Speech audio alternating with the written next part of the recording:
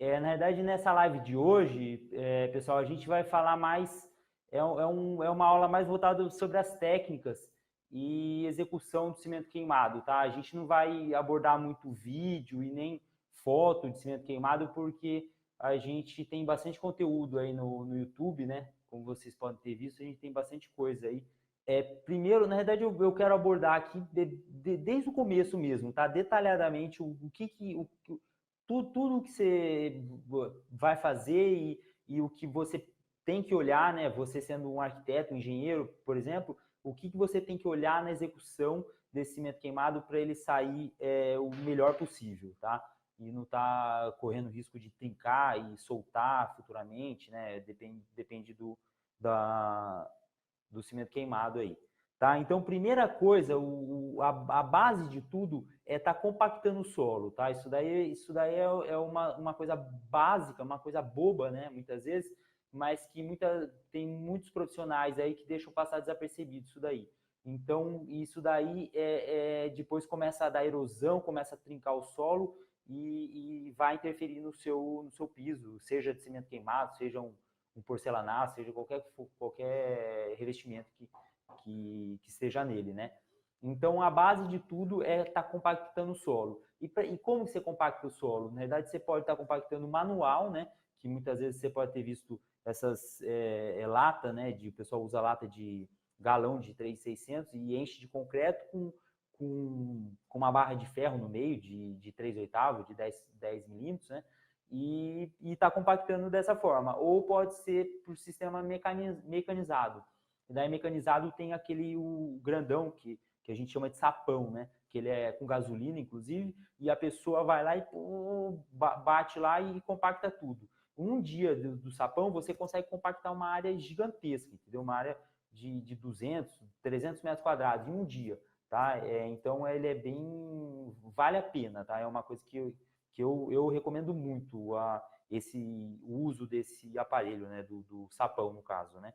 E depois de bem compactado, e você vai ver, entendeu? Inclusive que essa compactação ela é extremamente importante porque você acha que o solo está compactado e depois que você aluga, né, você usa essa compactação mecanizada, você vai ver que ele ainda cede, entendeu? Então, depois disso daí, então, vem a base, né? Você vai estar fazendo uma base, depois de bem compactado esse solo, você vai estar fazendo uma base de brita, que na verdade essa brita aí pode ser uma brita ou pode ser uma areia, só para tirar do barro, né? E daí depois a gente recomenda de colocar lona, tá? Uma lona plástica, pode ser uma lona... O bom é que ela seja grossa. Qual a finalidade dessa lona? É para não deixar passar a umidade, depende da região, tem muita umidade, né? Principalmente a gente aqui que está em Ubatuba, tem muita umidade do solo que passa para o piso, então a intenção dessa lona é não deixar passar essa umidade para cima. E o mais importante também, se você fizer essa base de brita e jogar a lona, depois você já vem jogando o contrapiso em cima. Você não deixa o pessoal ficar andando em cima tudo, senão vai furar tudo a lona, né? Daí vai virar uma peneira, não vai adiantar muita coisa. Tá? Então a intenção é jogar a lona e depois já vir jogando concreto em cima para ela estar usando como uma barreira mesmo para não estar subindo a umidade. Daí depois dessa base que a gente chama muitas vezes de berço, né, para estar recebendo o concreto, tá colocando essa lona plástica. Daí depois disso a gente vem realmente para o contrapiso, né? Esse contrapiso, principalmente se for uma área externa, a gente recomenda muito de estar trabalhando com malha pop, tá? É uma malha de aço, né? Ela é em forma de quadrado, né? E ela já vem toda soldada, é uma malha que ela tem a dimensão de 2 por 3 metros, 2 metros por 3 metros, e você coloca ela no seu trecho do seu piso todo, tá? Mesmo na parte interna, a gente recomenda, tá? Essa malha pop, porque daí é ela que vai tá estruturando o concreto, né? Tá? E essa malha pop você pode estar usando, a gente recomenda até que seja de 15 por 15, mas se for o caso, você pode usar também de 20 por 20, que ela aguenta também muito bem, tá? Depois daí depois você vai estar colocando, depois de você ter colocado colocado a lona, colocado a brita e tal, depois você coloca a malha pop, entendeu? Pode ser uma só, não precisa ser negativa, positiva, nada, porque você está assentando em cima do solo, né, que já está compactado, já está bem estruturado para isso. E daí você coloca essa malha pop sua e vem com o contrapiso. O contrapiso, pessoal, na realidade a gente vai falar aqui de algumas coisas, de algumas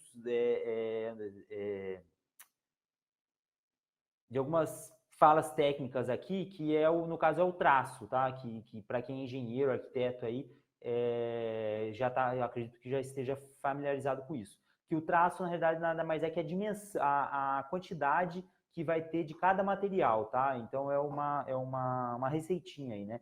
Então, a gente vai falar aqui dos traços mais comuns, mais usuais aí que a gente usa aí, mas isso daí pode estar variando de região para região, né? Entendeu? De serviço para serviço. Se o empreiteiro, o construtor, ele recomendar um traço um pouco mais forte, entendeu? Vai na dele, entendeu? Tá? Não precisa estar usando o nosso, não. É só a gente está passando os mais comuns, né, os mais usuais. Então, esse contrapiso, que ele é feito com a malha pop, né, de 20 por 20, ele vai estar usando um traço de 3:1. O que é 3:1? É três medidas de areia, duas de brita, né, brita 1 que a gente usa, brita 1 ou pedrisco, e uma medida de cimento, tá? Então essa seria a medida base aí, que é a básica, né, que a gente usa aqui no dia a dia para estar fazendo um contrapiso. E daí depois desse contrapiso feito e seco, né, não precisa estar curado necessariamente, mas bem seco, né, de uma semana e de uma semana, 3 dias, não precisa ser mais que isso, você pode estar fazendo o seu... daí depois a gente vai cair na junta de dilatação.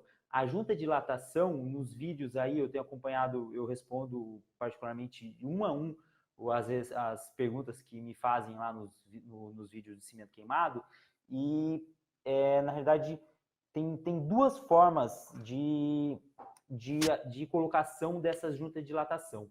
A junta de dilatação, primeiro, ela pode ser de várias formas. Ela pode ser de madeira, ela pode ser de revestimento cerâmico, ela pode ser de que o que a gente usa bastante nas obras é de PVC, que você compra, né, no material de construção, compra em lojas, que ela é mais fininha, entendeu? Esteticamente eu acho ela mais bonita porque ela fica mais discreta. Mas se você quiser, nada impede de estar trabalhando com uma junta mais larga, tudo. A madeira também. A madeira é recomendado que você use uma madeira de qualidade, porque se você usar um pinus, por exemplo, uma madeira de baixa qualidade, ela vai apodrecer muito rápido, ela vai estragar muito rápido. Principalmente se for piso e se for área que você molha, alguma coisa assim. Tá? Vale lembrar aqui também que o cimento queimado é extremamente liso, tá, pessoal? Então, tomar cuidado com a área molhada aí, de estar usando ele. Tá? Mas depois a gente vai estar citando isso daí lá no final, melhor. E daí, então, fazer colocar essa junta de dilatação tem duas formas, né, que é o que eu estava falando. Vamos citar aqui a junta de dilatação de PVC, que ela é fininha, né, ela tem 2 milímetros de espessura e ela tem uma certa altura, ela tem 2,5 de altura, tá? 2,5 por 2 milímetros de espessura. Então, você vai colocar ela a gente vai estar fazendo depois um vídeo sobre isso, né, Newton? Sobre que eu tenho bastante material sobre isso, que eu filmei na obra recente agora. A gente vai estar fazendo um vídeo explicando melhor sobre a instalação dessa junta de dilatação. Então, você vai estar colocando, tem duas formas, ou você faz um trapézio de cimento, areia e cimento, e chumba ela, entendeu? Porque eu indico mais dessa forma, tá? Eu acho que fica melhor o serviço. Você chumba ela com um apoio de linha, tá? Para ficar tudo retinho. Quanto mais reto, mais fica limpo, né? O serviço fica mais bonito o serviço. E você vai colocar essa junta de dilatação e vai estar chumbando fazendo um triângulo e chumbar. E você bate com a ponta da colher, né? No caso, quem vai estar executando o serviço, e chumba ela na cabeça dessa coisa e deixa a espessura da massa de nivelamento. Tá? Você deixou essa massa de nivelamento, ela tem... você pode variar, né? Mas ela tem entre 3 a 5 centímetros, tá? Não precisa ter mais do que isso. Em média é 3 centímetros que você usa de altura. Então você chumba essa junta de dilatação. Então você chumba essa junta de dilatação e depois de seca, né, no dia seguinte pode ser, tá? Não precisa ser na mesma hora. É bom ela estar bem seca para não ter perigo dela virar, né? Ela entortar tudo. Então, daí essa junta de dilatação seca, você no dia seguinte, por exemplo, você vai estar fazendo a base do cimento queimado, né? Que seria a massa de nivelamento. Que essa massa de nivelamento, como eu citei, ela tem em torno de 3 centímetros de altura. Tá? Então, essa junta de dilatação só também uma coisa extremamente importante é os vãos que você vai fazer, os espaços, não pode ter mais que 2 metros, tá? 2 por 2. Em média é isso daí. Pode variar entre 2,30, 2,50, vai chutando alto, assim, mas não mais que isso, tá? Então, se você tem aqui, por exemplo, um cômodo que ele tem de 5 por 5, por exemplo, você faz uma cruz no meio, certo? Você vai fazer quadrados, né? 1, 2, 3, 4. Tá? Outra dica também seria em relação a um corredor. Entendeu? Se você tem um corredor de 1 metro, de um hall, de um dormitório, por exemplo, por 5 metros, você vai, ou 4 metros, que seja, você vai jogar só uma junta no meio. Tá? E vai estar colocando o cimento queimado encostando na parede, normal. Tá? E daí, outra coisa também importante, você tem só um minutinho aqui, você tem uma porta aqui, os batentes, por exemplo, e você tem uma porta aqui, certo? Essa porta, você coloca a junta de dilatação, isso daí fica limpo o serviço dessa forma que eu estou falando. Você coloca a junta de dilatação na linha da porta, tá? Então, por exemplo, aqui você tem o seu corredor, que eu estou falando aqui, ó. Você tem seu corredor com a junta aqui de a cada 2 metros aqui, por exemplo. Você joga a junta para separar o ambiente sempre na linha da porta, porque quando você fechar a porta, você não vai ver nada, não vai ver a junta, não vai ver nada. Então, daí aqui já começa um outro piso de cimento queimado, certo? Para esse lado de cá. Tá? Vocês estão conseguindo visualizar bem aí, né? Então, é uma dica. E qual a finalidade dessa junta de dilatação? Basicamente para você, porque o cara que está fazendo, o executor que está fazendo o cimento queimado, ele não consegue fazer um pano. Primeiro também para a questão de dilatação, né? Principalmente isso daí, tá? É claro. Mas também por causa de execução. O cara está fazendo lá, é um serviço manual e que é demorado, tá? Ele não é rápido, não é coisa que o cara vai lá e faz um piso de uma casa de 200 metros quadrados em um dia, não é assim. Então ele faz uma área, então ele tem um tempo de descansar, no dia seguinte continuar no outro lado, entendeu? Então é mais também para isso, entendeu? Em relação à dilatação do piso também, é claro, e também para a execução do serviço, tá? Então, daí a gente está aqui na junta de dilatação, depois a gente cai para farofa, tá? Daí no dia seguinte, por exemplo, o executor, quem está fazendo o piso lá, o pedreiro, vai estar fazendo a farofa. Que essa farofa ela é a base do cimento queimado. Essa farofa, geralmente a gente usa traço de 3:1, que seria 3 medidas de areia e para 1 de... Na verdade, sempre quando a gente está falando aqui areia média, tá, pessoal? Areia média grossa, tá? De preferência média grossa, não fina, tá? Pelo amor de Deus. E daí essa farofa, ela vai estar usando 3 medidas de areia para 1 de cimento e água, daí, no caso, o executor, quem está fazendo, na hora vai vendo, né? Porque ela tem que ficar uma consistência que você aperta na mão e você solta ela e ela fica firme, entendeu? Não pastosa nada, né? E se você jogar ela se dissolve, ela vira uma farofa mesmo, né? Como se fosse uma farofa. E daí depois dessa farofa, ele vai estar jogando em cima do contrapiso, no caso, né? As juntas de dilatação já estão fixadas, já que ele fez um dia antes, por exemplo. Daí ele vai fazer essa massa de nivelamento. Essa massa de nivelamento, ele tem que deixar 2 milímetros, varia entre 1,5 a 2, em torno disso daí, abaixo dessa linha dessa junta de dilatação. Porque para que esses 2 milímetros? É justamente o cimento queimado, tá? Que ele vai estar fazendo. Então ele faz essa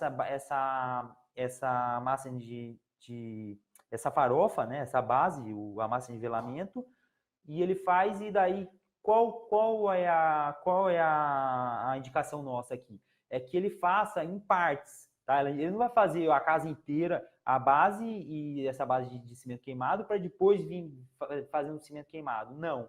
Na verdade, ele tem que fazer em quadrados. É para isso também que servem os quadrados, né?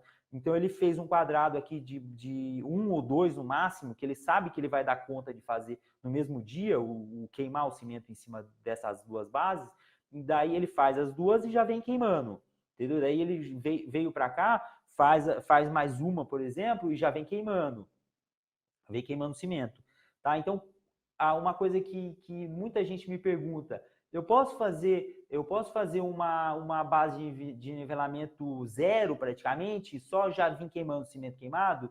Na verdade, não é indicado que seja dessa forma, porque na verdade a chance de quebrar é gigantesca. O que eu estava até comentando com o Newton aqui ontem, falando sobre muita gente acaba, não sei se vocês conhecem, ladrilho hidráulico. O ladrilho hidráulico, ele é basicamente a mesma técnica do cimento queimado. O que é o ladrilho hidráulico? O ladrilho hidráulico, a gente pegou ele aqui em vista, né? Ele está aqui, ele tem geralmente, o ladrilho hidráulico tem 20 por 20, tá? 20 por 20, então a gente pegou ele e cortou ele no meio, vai? Vamos cortar ele no meio. O que a gente vai ver? Eu não sei se vocês já olharam um ladrilho hidráulico de lado. O ladrilho hidráulico de lado, ele é uma base de cimento. O que é essa base de cimento? É a nossa farofa, basicamente, tá? E depois, se você olhar, na realidade, o cimento queimado, o ladrilho hidráulico, ele tem um pouquinho mais até, acho que ele deve ter uns 3, 4 milímetros de revestimento, desse revestimento que é colorido, no caso, né? Do ladrilho hidráulico. Então, só que ele seca como um monobloco, tá? Então, que o nosso cimento queimado também, ele precisa secar como um monobloco. Se você pega uma base, só o contrapiso, que foi feito há 1 mês atrás, 2 meses atrás, está extremamente curado isso daqui, e jogar o cimento queimado em cima aqui, ele não consegue secar por igual, ele não vira esse monobloco aqui que a gente está falando, tá? Então, o ladrilho hidráulico é basicamente a mesma ideia, tá? E o cimento queimado também, outra coisa sobre a espessura do cimento queimado, ele não pode ficar muito grosso, entendeu? Porque senão ele trinca, tá? Isso daí é uma coisa que a gente vê bastante ele acontecer. Ele trinca, e ele não pode ficar também muito fino, porque senão depois se ele ficar muito poroso, você não consegue passar nenhum sistema mecanizado. A gente, no caso, tem até um vídeo sobre isso, que mostra uma lixadeira que a gente passou no piso, que na verdade o piso ele foi muito bem feito, aquele piso, tá? Mas mesmo assim a cliente quis um negócio extremamente impecável de como se fosse um porcelanato. Então a gente usou esse sistema de enceradeira para estar pulindo o piso queimado, e para depois a gente tá dando um acabamento nele com a cera de carnaúba, no caso, né? Tá? Então, só um minutinho aqui, deixa eu tomar uma água aqui, pessoal. Então daí depois da farofa feita, né, que você fez a farofa e deixou a espessura do cimento queimado, que a gente indica aí de 1,5 a 2 milímetros, tá? Não mais que isso. A gente já explicou o porquê que você tem que deixar, não pode deixar muito fino, meio milímetro, alguma coisa assim. Não pode deixar muito fino por causa disso daí. Se você quiser trabalhar passar alguma máquina, alguma coisa em cima, ela vai estar chegando já no cimento, na massa de nivelamento, tá? Então a gente indica uma espessura um pouco mais grossa por causa disso, não tão grossa para não trincar tudo, não soltar. E depois ele vai estar vindo queimando o cimento. O que é esse queimar o cimento? Na verdade, é o processo do pedreiro, né? No caso, o construtor, quem está fazendo, quem está executando, de estar queimando com a desempenadeira. Muitas vezes ele usa uma colher de pedreiro também como ferramenta de apoio, né? Para estar jogando. E, na verdade, tem duas formas de queimar esse cimento. Tem uma que é seca, que eu particularmente eu até prefiro, eu acho que fica o acabamento fica um pouco melhor até, tá? Mas vai de quem está executando o serviço, tá? Então qual que é a seca? Que a gente vai estar colocando no vídeo aí, que a gente vai estar postando em breve, a gente está postando. Ele tá jogando o pó de cimento queimado. Esse pó de cimento queimado, desculpa, pessoal, esse pó de cimento queimado ele tem a proporção que o cimento queimado ele tem o traço de, geralmente a gente usa 50%, 50-50, que é 50% de pó de cimento e 50% de pó de pedra. Esse pó de pedra você pode comprar em casa de material de construção, tá? Então, se não tem, muitas vezes encomenda, tá? Esse daí vem sacos de, se não me engano, acho que é de 40 quilos, tá? Do pó de pedra. E qual a finalidade desse pó de pedra? Para não deixar trincar o piso. E esse traço também você pode variar, né? Você pode, na verdade, a gente já teve execução de cimento queimado, que a gente, no caso dos vídeos que a gente tem no YouTube, a gente usou 60% de cimento e 40% de pó de pedra. E esse cimento, também outra coisa, também outra dica, é que você pode usar o cimento branco, que na verdade a gente chama de cimento estrutural. Cimento estrutural branco, por exemplo, se você for pigmentar, você pode estar usando o pó xadrez, tá? Que a gente não está ganhando nada com isso, hein, pessoal? O pó xadrez. Então, a dica nossa é sempre você ser extremamente rigoroso com isso, anotar em algum caderninho alguma coisa e fazer uma medida padrão, tá? Porque senão você vai começar a fazer seu piso, aí você faz um trecho com uma medida de pó xadrez, você coloca tanto do preto, tanto do amarelo, e depois no outro você vai colocar, você já não lembra mais, entendeu? Então, faça uma medida que você vai seguir no piso todo da casa. E daí essa medida você bate a seco, tá? Então, por exemplo, você vai bater com o seu cimento. Você pode bater com o seu cimento o cinza ou o branco. Se você usar o branco, por exemplo, ele é um pouco mais caro, tá, do que o cinza é mais comum, né, de se ver aí no mercado. E o branco também, o saco ele é de 25 quilos, então ele custa basicamente 4 vezes mais, tá? É o que a gente sente aqui quando a gente vai fazer orçamentos, é 4 vezes mais do que o cimento cinza. Só que o branco, se você vai pigmentar ele tem muito mais facilidade de você chegar na cor, enquanto que o cinza já não. O cinza tem o cinza por trás, né? Que acaba, muitas vezes, camuflando a cor, tá? Então, mas tudo é questão de você fazer testes, né? Tá? Então, fica aí a dica.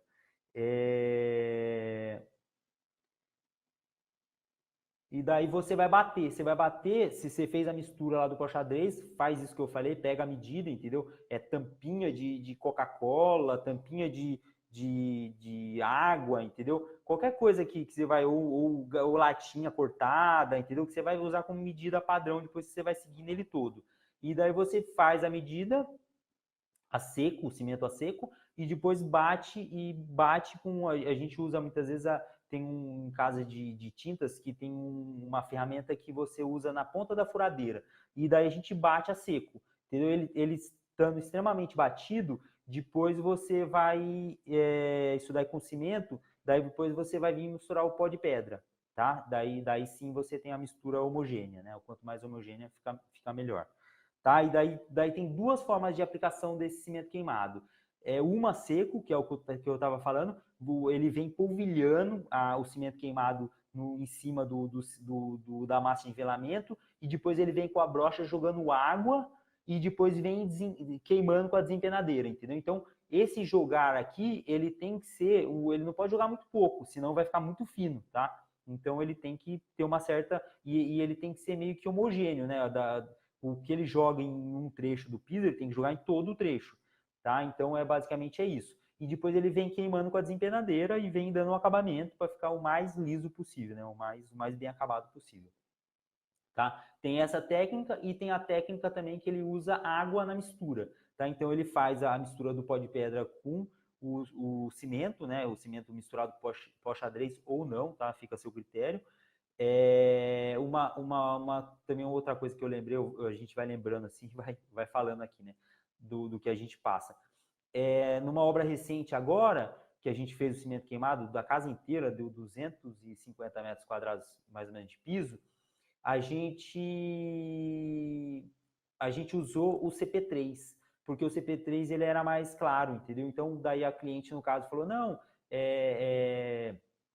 vamos usar o cimento branco e daí a gente pigmenta, mas daí, no caso, ia sair 4 vezes mais, então daí a gente preferiu trabalhar com o CP3, que o CP3 tá outra coisa também, agora eu lembrando. O cimento, ele varia também de marca para marca. Então, você toma cuidado na hora que vai comprar a marca do cimento, entendeu? Então, por exemplo, se você está fazendo com o cimento que você comprou na loja X, o cimento queimado, e daí, de repente, acabou o cimento que é marca tal, e depois você vai comprar em outro lugar que é outra marca, não vai ficar da mesma cor, tá? Então, toma cuidado com isso. Sempre usa a mesma marca, vê primeiro se a pessoa tem a quantidade suficiente que você vai usar, né? Apesar disso daí não se usa muito, né? Mas mesmo assim, veja isso daí para não dar diferença na cor. Então, o que aconteceu nessa casa que a gente fez agora recente, a gente usou o CP3, que o CP3 ele era mais claro, tá? Então, daí a gente usou o CP3 misturado com pó de pedra, ele ficou, nossa, ficou lindo o piso, ficou muito bem acabado e a cor também ficou, a cliente adorou, tá?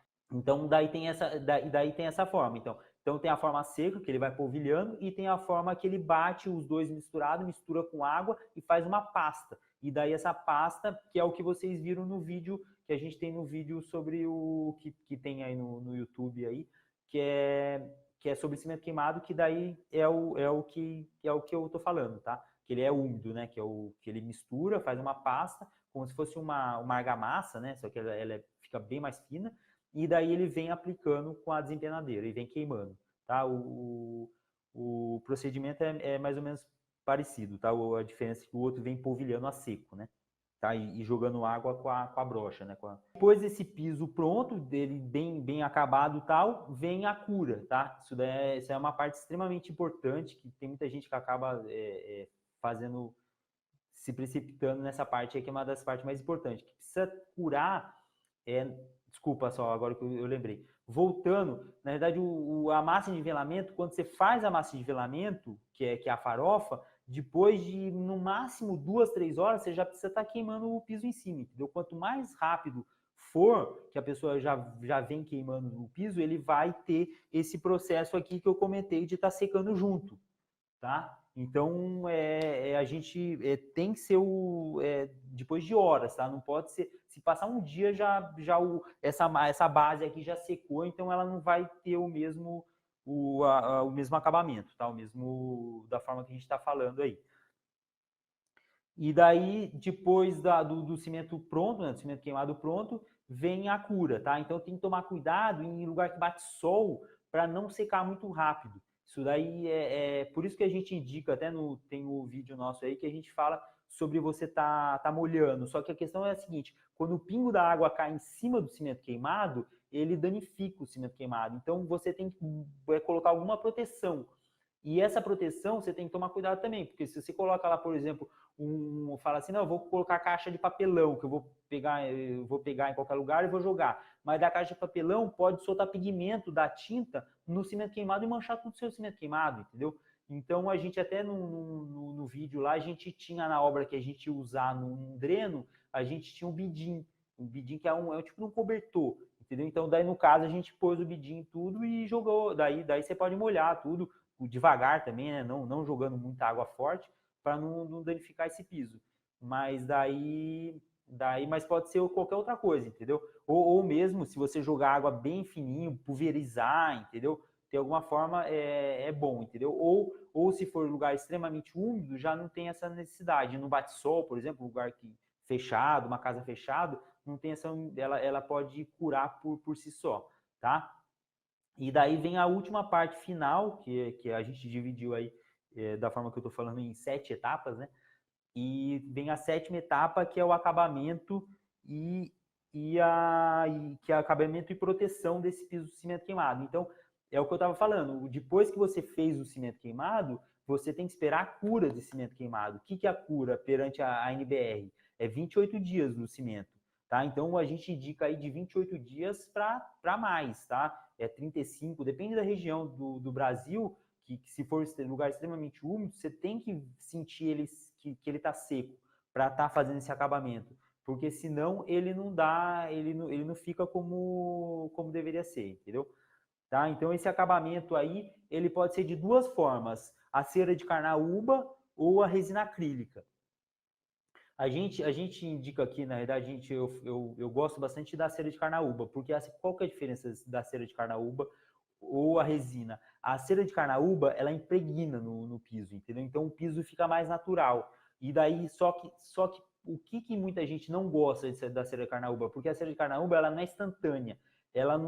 Você não passa a cera e já na mesma hora já tá lindo, maravilhoso, do jeito que aparece nas revistas, brilhando, entendeu? Ela não tá assim dessa forma. Então você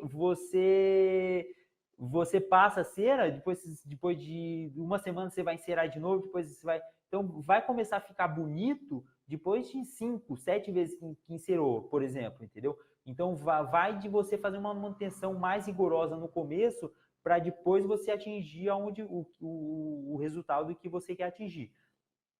Já a resina não, a resina acrílica, você passou uma demão, duas demão, três demão, que é o que o fabricante indica, depois você já tem o seu piso lindo, maravilhoso. Só que qual que é a diferença? Que a resina, depois de um tempo, que ela tem a durabilidade dela, depois de em torno de uns 5 anos, 4, 5 anos, ela começa a descascar, entendeu? E esse processo de descascar, se você for lá e aplicar uma outra demão em cima de resina, ela mostra tudo descascado. Então você tem que. Ele é mais trabalhoso. Então você vai ter que arrancar passar um produto, né? Certo? E tirar todo o excesso dessa resina. E daí sim, quando o seu piso estiver mais natural possível, daí sim você vem e aplica outra resina no seu piso. Tá? Já a cera de carnaúba não. A cera de carnaúba, você passou as demãos, por exemplo, depois de um tempo ela começa a ficar esbranquiçado o piso, entendeu? Depois de esbranquiçado você vem lá e passa outra demão em cima, entendeu? Então ela a manutenção dela, eu acredito que seja mais fácil, tá, do que a resina. A vantagem da resina é que ela pode ser usada a gente não indica, tá, pessoal, em banheiro, né? Em banheiro tem que tomar cuidado com o banheiro porque o banheiro, por exemplo, o box, o problema está no box. O box a gente sempre indica que seja revestimento cerâmico, tá? Um porcelanato, um amadeirado, tem vários tipos aí. Por quê? Porque é uma área que está pegando direto água, né, nessa região. E a durabilidade do cimento acaba sendo baixa. Então a gente sempre indica o box, pelo menos, você fazer com o piso, tá? Com revestimento cerâmico, no caso, cerâmico ou porcelanato. Já o banheiro não, você pode estar fazendo. E área externa, se vocês quiserem usar o cimento queimado, a durabilidade dele vai ser menor também, principalmente se bater sol e chuva, né, a região. E se vocês quiserem, vocês podem estar aplicando a resina acrílica, tá misturando com a resina acrílica. Tem um produto que vende, que eu até tirei essa informação esses dias aí atrás para estar passando para vocês, que é um produto que você mistura na resina, que é pó de quartzo, que ela é uma areia antiderrapante, né? Você mistura com a resina, desculpa, e daí ele tem a proporção que eles indicam, que é 400 gramas para cada galão de 3.600.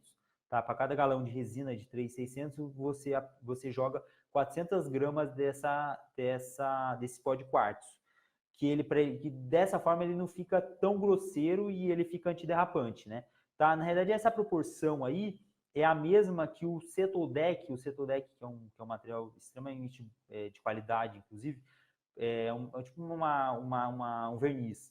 Ele tem um Cetodec que ele já tem esse pó de quartzo, entendeu? E é justamente essa mesma proporção. Então, eles usam a Casa de Tintas, inclusive, indicou para mim, que seja usada esses 400 gramas, que fica a consistência fica a mesma desse Cetodec aí, que é próprio para isso, tá? Então, só que na verdade essa resina acrílica não tem já pronta já com esse pó de quartzo. Então você tem que um agregado que você tem que colocar na hora da execução que você vai estar passando no seu cimento queimado. Tá? Então tem essas duas formas. Tem a resina acrílica, que você pode estar aplicando esse pó de quartzo. Já a cera de carnaúba não tem como, né? E eu, particularmente, eu acho que um piso de cera de carnaúba, ele fica até mais escorregadio do que a resina acrílica, tá? Então basicamente seriam essas 7 etapas, tá? O piso, cimento queimado aí você vai estar usando, você pode estar usando em piso, em parede e em bancada, por exemplo, entendeu? Uma pia, por exemplo, um gourmet que você vai fazer, você pode estar usando na bancada, só que na bancada seria mais interessante você já tá fazendo esse acabamento final com a resina, né? Porque a resina ela é mais durável, né? Do que a cera. Na verdade, outra coisa também extremamente importante, eu acabei esquecendo aqui de falar, é sobre a resina acrílica. A resina acrílica, ela precisa ser, ela é bom que seja a base de solvente, tá? Quando você vai aplicar no piso, principalmente, é bom que seja a base de solvente, porque a base de solvente, ela é muito superior em resistência, em durabilidade, do que a base d'água, tá? Então, você tem que tomar cuidado com isso daí. Inclusive para os arquitetos e engenheiros aí de plantão, tomar cuidado que a mão de obra que vai executar esse piso, 99% das vezes eles querem o mais fácil, eles não querem o certo, né? Eles estão buscando o mais fácil.